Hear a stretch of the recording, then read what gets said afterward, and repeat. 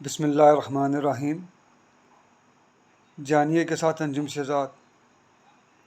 السلام علیکم دوستو، آج میرے پاس ایک بک ہے روشنی کے نام سے، حضرت علامہ محمد متین ہاشمی صاحب کی۔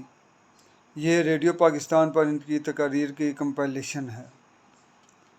تو اس کتاب میں سے ایک واقعہ جو ہے نا وہ میں آپ کو سنانے کی سعادت حاصل کروں گا، اور یہ واقعہ حضرت علی کرم اللہ وجہ الکریم کا ہے کہ فاتح خیبر امیر المومنین حضرت علی کرم اللہ وجہ الکریم اپنے گھوڑے پر سوار تھے۔ ان کے پیچھے دوسرے گھوڑے پر حضرت امام حسن رضی اللہ تعالیٰ عنہ اور حضرت علی رضی اللہ تعالیٰ عنہ کے غلام کمبر تھے۔ امیر المومنین جا رہے تھے تو اچانک ہی ان کے ہاتھ سے ذرا گر گئی، جسے ایک یہودی نے اٹھا لیا۔ جو ہی حضرت علی کرم اللہ وجہ الکریم کو ذرا کے گر جانے کا احساس ہوا، آپ نے سواری روک لی۔ یہودی ذرا ہاتھ میں لیے ہوئے تھا۔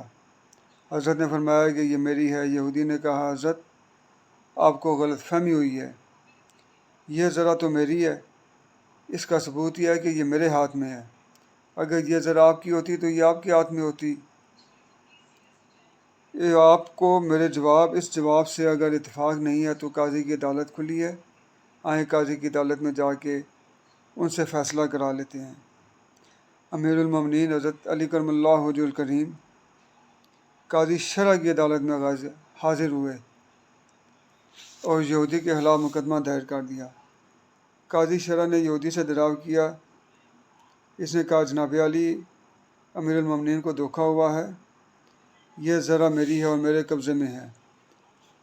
قاضی نے مولا علی کرم اللہ وجہ الکریم سے دریافت کیا، اس کا کیا ثبوت ہے کہ ذرا آپ کی ہے؟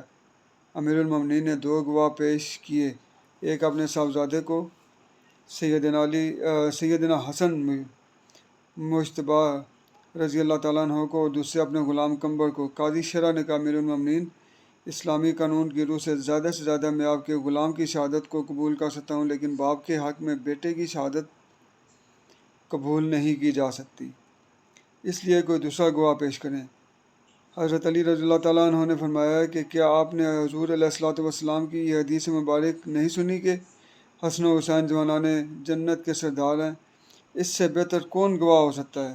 قاضی شرع نے کہا، جناب علی، یہ حدیث سر آنکھوں پر، لیکن قانون کے تقاضے تو پورے کرنے پڑتے ہیں، لہٰذا آپ کوئی دوسرا گواہ پیش کریں۔ دوسرا گواہ تھا نہیں، اس لیے قاضی شرع نے اسلامی مملکت کے سربراہ کے خلاف یہودی کے حق میں فیصلہ کر دیا اور ذرا اس کے حوالے کر دی۔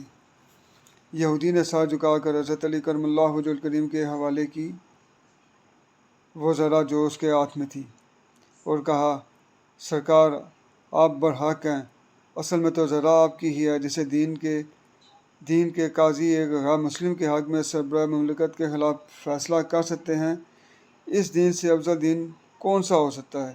اس لیے میں لا الہ الا اللہ محمد الرسول اللہ پڑھ کر اسلام قبول کرتا ہوں۔ یہودی کے اسلام لانے سے حضرت علی اتنے خوش ہوئے کہ وہ ذرا اپنا گھوڑا اور 900 درہم اسے بطور انعام دیے۔ مسجد کے مینار سے اذان بلند ہو رہی تھی۔ مولا علی کرم اللہ وجہ الکریم غسل کرا کے اور نیا لباس پہنا کر یہودی کا ہاتھ تھامے مسجد کی طرف جا رہے تھے۔ آپ کا بہت بہت شکریہ۔